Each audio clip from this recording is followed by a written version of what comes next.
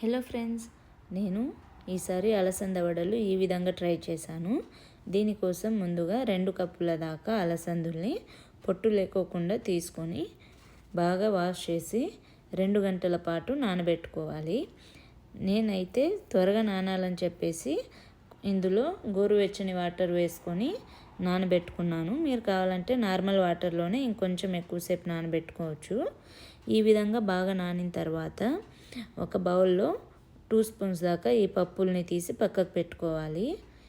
ఆ తర్వాత ఒక మిక్సీ జార్ తీసుకొని ఇందులో నుంచి కొంచెం కొంచెంగా పప్పుల్ని వేసుకొని వాటర్ వేయకోకుండా మరీ మెత్తగా కాకుండా ఇలా బరకగా గ్రైండ్ చేసి బౌల్లో తీసి పక్కకు పెట్టుకోవాలి.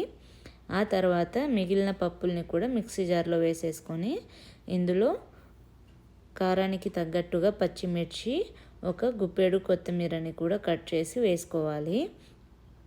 ఇక్కడైతే మాకు పుదీనా ఇలా సగం కుళ్ళిపోయినవి, వాడిపోయినవే దొరుకుతాయి. నేను ఈ ప్యాకెట్ అంతా క్లీన్ చేస్తే నాకు ఇన్నే వచ్చాయి మంచి పుదీనాలు. మీరు ఇంకా కొంచెం ఎక్కువ యాడ్ చేసుకొని వేసుకోండి, టేస్ట్ చాలా బాగుంటుంది. ఆ తర్వాత ఒక మీడియం సైజ్ ఆనియన్ని కూడా కట్ చేసి మిక్సీ జార్లో వేసేసుకొని ఈసారి మాత్రం మరీ మెత్తగా కాకుండా మరీ బరకగా కాకుండా కొంచెం ఈ విధంగా ఉండేలాగా గ్రైండ్ చేసుకొని పక్కకు తీసి పెట్టుకోండి. ఆ తర్వాత అందులో రుచికి సరిపడా సాల్ట్ వేసుకొని ఇలా బాగా మిక్స్ చేసుకొని మిగిలిన పప్పుల్ని కూడా ఇందులో వేసేసి బాగా కలుపుకోవాలి. చూసారు కదా, ఈ విధంగా కలిపి పక్కన పెట్టుకున్న తర్వాత వడ వేయడానికి ఒక బౌల్లో వాటర్, ఇంకా ఒక మనీ ప్లాంట్ ఆకు కూడా తీసుకున్నాను.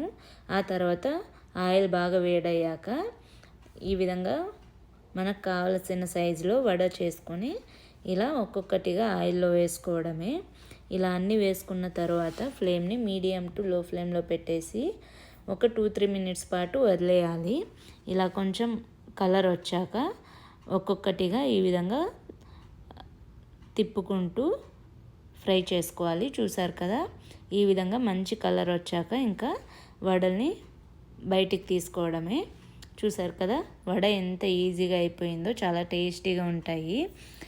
తప్పకుండా ఈ రెసిపీని ట్రై చేయండి. ట్రై చేస్తే టేస్ట్ ఎలా వచ్చింది అనేది మాత్రం తప్పకుండా కామెంట్ చేయండి. అండ్ ఈ వీడియో నచ్చితే లైక్ చేయండి. ఇలాంటి మరిన్ని వీడియోస్ కోసం మన ఛానల్ని తప్పకుండా సబ్స్క్రైబ్ చేసుకోండి.